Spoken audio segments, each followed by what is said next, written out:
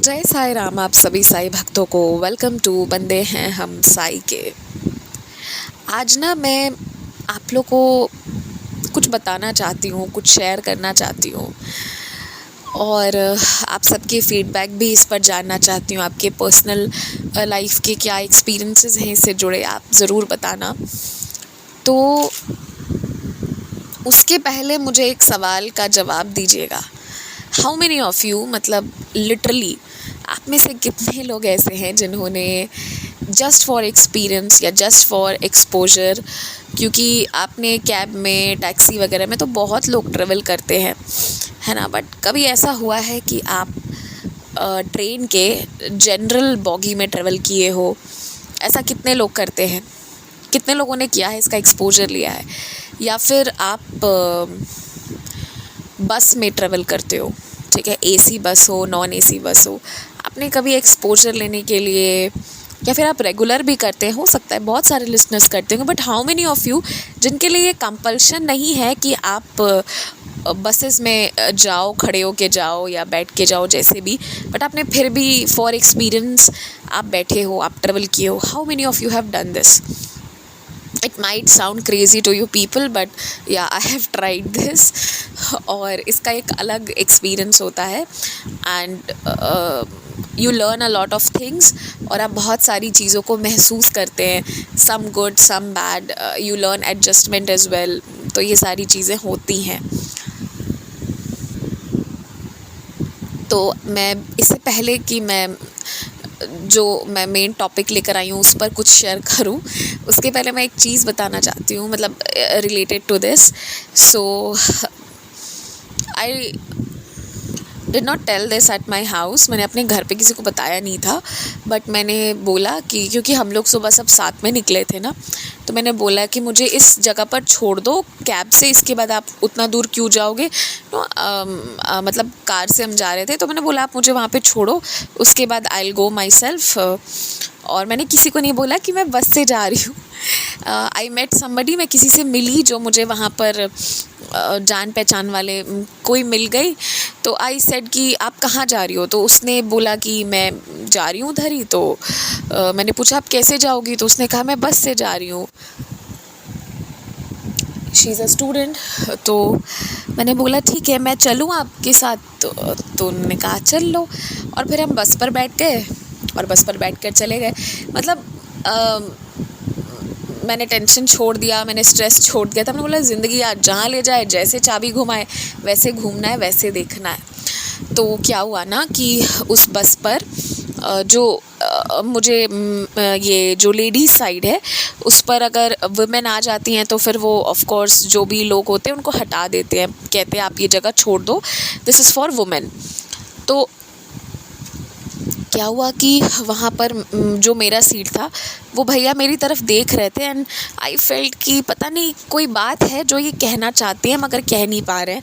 मुझे कुछ समझ नहीं आया, बट वो मेरे लिए खड़े हो गए, उन्होंने मेरे लिए जगह छोड़ी, बट उनके जस्ट पीछे वाली सीट पर जगह खाली थी। तो मैंने बोला आंटी आप प्लीज़ थोड़ा अंदर चले जाएंगे ताकि मैं बैठ जाऊँ? तो वो चली गई। अब मुझे थोड़ी देर के बाद पता चला कि वो जो भैया थे उनके बाजू में उनके फादर बैठे थे और जो मेरे बगल में बैठी थी वो उनकी मदर थी। ये सीट्स आगे पीछे थी। फिर जब मैं बैठ गई ना, उसके बाद उन्होंने जो कंडक्टर होते हैं, कंडक्टर अंकल से बोला कि मेरे जो फादर हैं ना ये बीमार हैं और ये गिर जाते हैं, आगे की ओर गिर जाते हैं, इसलिए मैं ना इनको हाथ से पकड़ा रहता हूँ, इसलिए मैं ये जगह नहीं छोड़ रहा, अदरवाइज़ मुझे कोई दिक्कत नहीं है। तो तब मुझे लगा कि मुझे उनकी नज़रों को देखकर ही लगा था एज़ इफ़ ना कि वो हेल्पलेस है। वो आईज़ जो थी वो जैसे कि कोई मदद मांग रही थी और मुझे समझ नहीं आ रहा था कि क्या। तो फिर थैंकफुली मेरा दिमाग काम किया और मुझे पीछे सीट दिख गई, क्योंकि उनकी मदर ना 2 सीट के बीच में बैठी हुई थी, काइंड ऑफ जैसे ये नहीं किसी की दृष्टि ना जाए, किसी को ना दिखे तो कोई एग्जैक्टली आइडेंटिफाई नहीं कर पाएगा कि उस सीट पे एक इंसान ही बैठा है। तो वो चीज़ हुई फिर जब वो कंडक्टर अंकल से कुछ पूछ रहे थे ना, तो उन्होंने ये घटना बता दी थी कि ऐसा प्रॉब्लम है, इसलिए मैं इनके बगल में बैठा हूँ। एक लेडी ने सुना इस चीज़ को, लेकिन फिर भी ना उन्होंने क्या किया कि और भी सीट्स खाली हो रही थी, हो जाती, वो 2 मिनट चाहती तो खड़ी रहती, बट उन्होंने क्या किया ना कि ये भैया जैसे खड़े हुए ना पेमेंट करने के लिए या जिस भी चीज़ के लिए, वो उनको क्रॉस करके इस तरह से शी क्रॉस्ड हिम, मतलब वो उनको क्रॉस करके जाके वहाँ पर बैठी। तो मुझे ना बहुत ख़राब लगा। और वो लोग ना मतलब काफ़ी देखिए मैं कैसे बोलूँ, पर समझाने के लिए कह रही हूँ, वो बहुत दे वर लुकिंग वेरी पुअर, वो बहुत गरीब थे, ठीक है। ये देख के लग रहा था, समझ में आ रहा था, समझ में आ जाता है ना। तो वो लेडी ने जैसे किया ना, मैं आई वॉज शॉक्ड कि वो अभी सुनी है कि ऐसा प्रॉब्लम है, ये अंकल जी आगे गिर जाएंगे, तो ये कैसे ऐसे क्रॉस कर गई। मतलब लोग 2 मिनट भी पेशेंस शो नहीं करते हैं, ये चीज़ है। तो खैर कोई बात नहीं, पीछे उनकी वाइफ़ थी, तो वो अंकल जी गिरे नहीं, ये चीज़ है। और जिस तरह से वो उसको क्रॉस करके गई ना, तो एक और चीज़ मेरे मन में आया, जो अभी इस मैसेज से या बाबा से रिलेटेड तो नहीं है, पर ऐसे मेरे मन में आया कि यही काम अगर एक इंसान ने किया होता ना, if a man would have crossed a women like this, एकदम टच होके इस तरह से, तो इतने पे ही केसेस भी हो जाती। तो ये भी एक एस्पेक्ट है जो मुझे बहुत गलत लगता है। तो अगर आप सच में साई डिवोटी हो ना, तो never do this with anybody. और जो गलत है ना, उसको गलत कहिए हमेशा, और जो सही है उसको सही कहिए। मैं मानती हूँ आज के टाइम पे वुमेन के साथ बहुत सारे क्राइम होती हैं, बहुत चीज़ें होती हैं, पर मेन के साथ भी होती है, and even they suffer a lot. मैं ये चीज़ भी देखती हूँ। तो एज अ साई डिवोटी अगर आप ऐसा कुछ भी हो ना, नेवर सपोर्ट सच थिंग्स, ठीक है, कि ओके यू डिड राइट, ये कभी मत कहिए। Just because she is a women it does not mean always she will be right, ये एक चीज़ है। और इसको दूसरे एस्पेक्ट में मैं ये बता रही हूँ कि लोग ऐसे हैं ना कि बाहर किसी को लिटरली कोई फ़र्क नहीं पड़ता, आप मर जाओ, ख़राब हो जाओ, कुछ भी हो जाओ, हार्डली लोग आपकी ओर देखने आएंगे कि आपको क्या हुआ है क्या नहीं हुआ है। इसलिए अपने बाबा के पाँव को पकड़े रखिए। उनका वो सफ़र था, वो सफ़र ऊपर वाले की कृपा से गया ना, कि इतनी सारी बसेस में ब्रेक लगी, मगर वो अंकल जी एक बार भी आगे नहीं गिरे। मैं पीछे बैठी थी, मैं बस बाबा से मैंने प्रे किया कि बाबा आप ना इनकी रक्षा करना, बस देख लो ये गिरे नहीं। और मुझे हंसी इस बात पे आ रही है कि उसके बाद मैं बस पे बैठ के अपने काम करना मैंने शुरू कर दिया। मैंने बोला चलो करते हैं, अभी क्या करें, लंबा सफ़र है। तो मैंने वही किया। वो मतलब पब्लिक ट्रांसपोर्ट था, वो विद इन पटना ही मैं ट्रेवल कर रही थी, पर जो बसेस होती हैं वो काफ़ी टाइम लगा के जाती हैं, वो जो जहाँ आप 20 मिनट में पहुँचोगे वो 40 मिनट में पहुँचाएंगी। तो वही चीज़ था।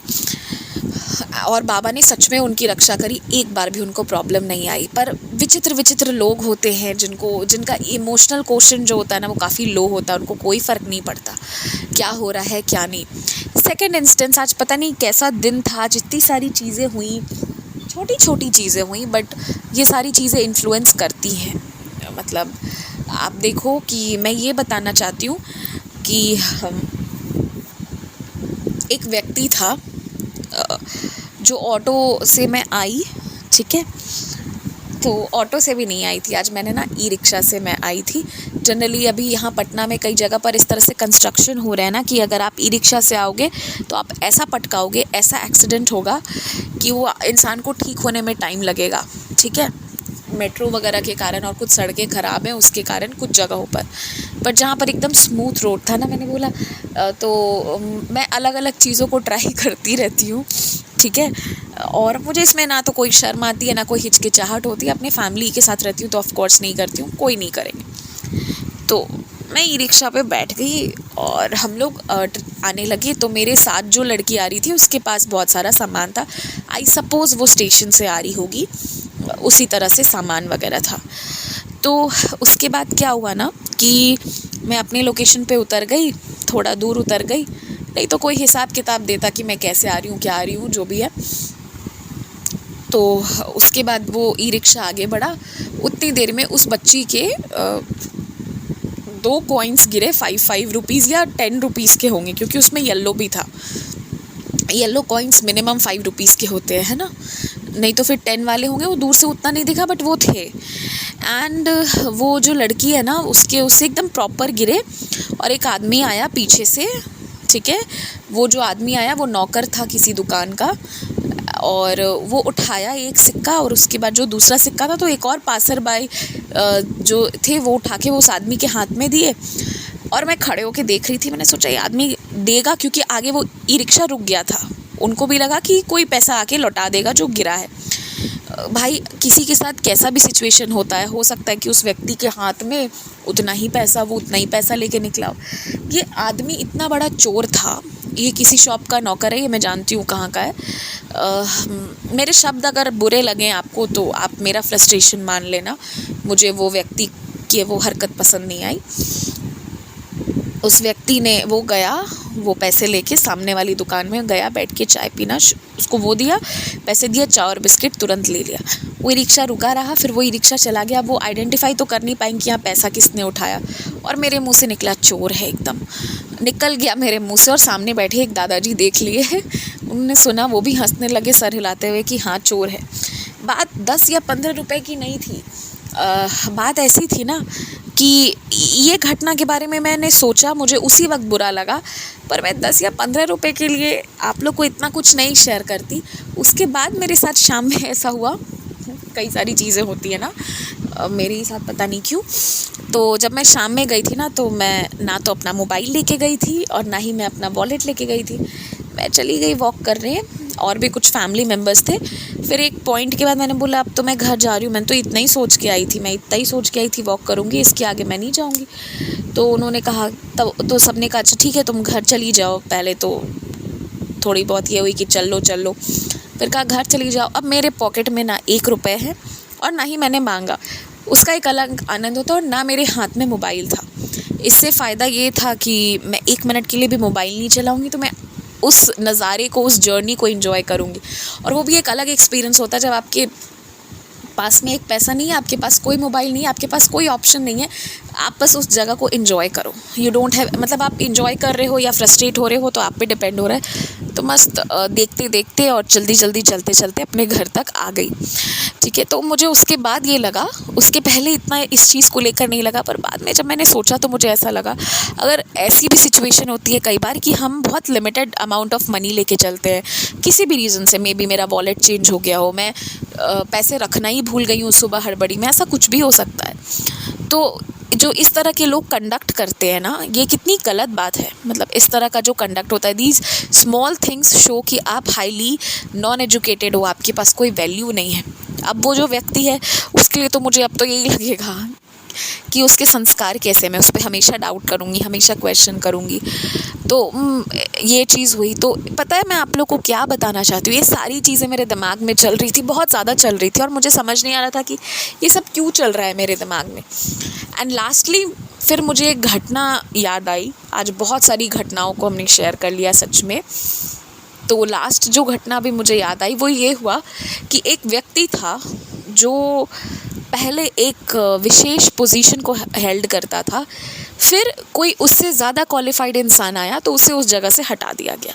अब इस व्यक्ति के अंदर फ्रस्ट्रेशन आने लगा। अब ये व्यक्ति कुछ भी कर रहा है उस कुर्सी को वापस पाने के लिए। जब उस व्यक्ति के पास वो कुर्सी थी ना, तो वो उसका इज़्ज़त नहीं, वो उसका इज़्ज़त करता था, लेकिन इस कदर करता था कि उसे उसका घमंड था, ईगो था उस कुर्सी का, और वो व्यक्ति उस कुर्सी पर रहकर लोगों की बर्बादी करता था। वो लोगों के जितने हो सके काम ख़राब करने की कोशिश करता था, और उस व्यक्ति को अब उस पोजीशन से हटा दिया गया, उससे बेहतर इंसान को लाकर बिठा दिया गया। तो ये सारी घटनाएं मेरे दिमाग में आ रही थी, मुझे समझ में नहीं आया कि ये सब का क्या ऑर्डर है। बाबा ये क्या कर रहे हैं, शायद मैंने ज़्यादा सोच लिया क्या है। तब मुझे बाबा ने ये समझाया कि जो कर्म करता है ना, कर्म अपने कर्ता को खोज लेता है, उसके लिए किसी को स्ट्रगल नहीं करना पड़ता, लिटरली किसी को नहीं करना पड़ता। तो बाबा मुझे यही समझा रहे थे ना कि अगर आज उसने वो जो इंसान 10-15 रुपए के लिए किसी को प्रॉब्लम में अगर डाला है, तो सेम घटना उसके साथ घटित होगी। अभी देखिए हम लोग इसको कैसे इंटरप्रेट करते हैं, हम सब ये कहते हैं ना कि अच्छा कोई ऋण रह गया होगा इसलिए उस व्यक्ति को वो मिला, ये हम सोचते हैं। हो सकता है ये सही हो, और अगर साई सच्चरित्र में लिखिए तो ये बात गलत नहीं है, तो मैंने फिर कहा पर बाबा ये तो अन्याय है ना। तो बाबा ने ये कहा कि ये अन्याय नहीं होगा, मैं अन्याय नहीं होने दूंगा। अब वही सिचुएशन जो उस लड़की ने फेस किया वो ये व्यक्ति भी करेगा भविष्य में। जैसा कि वो 2 लोग जो मैंने कुर्सी वाला बताया कि वक्त बदला, सब कुछ बदल गया, मौका बहुत मिला, सुधरे नहीं, वक्त ने सब सुधार दिया। तो जिसका जिस पे ऋण होगा वो भी निकलेगा, पर जो आहत होगा उसकी आह लगेगी, और वो भी लगे या ना लगे इससे कोई फ़र्क नहीं पड़ता है, लेकिन कर्म अपने कर्ता को ढूंढेगा। और फिर उस जो वो व्यक्ति जिसने 15 रुपये रख लिए उसे भी वो 15 रुपये पे करने होंगे किसी ना किसी को, कभी ना कभी। ये बाबा मुझे इन सारी चीज़ों से यही समझा रहे थे। पता है आप लोगों को कभी कभी बहुत अजीब भी लगता होगा कि मैं बहुत कैसी कैसी घटनाओं का जिक्र करती हूँ, कैसी कैसी चीज़ों को उठाकर ले आती हूँ, लेकिन शायद मैं काफ़ी इमोशनल इंसान हूँ और ये छोटी छोटी चीज़ें मुझे बहुत इन्फ्लुएंस करती हैं।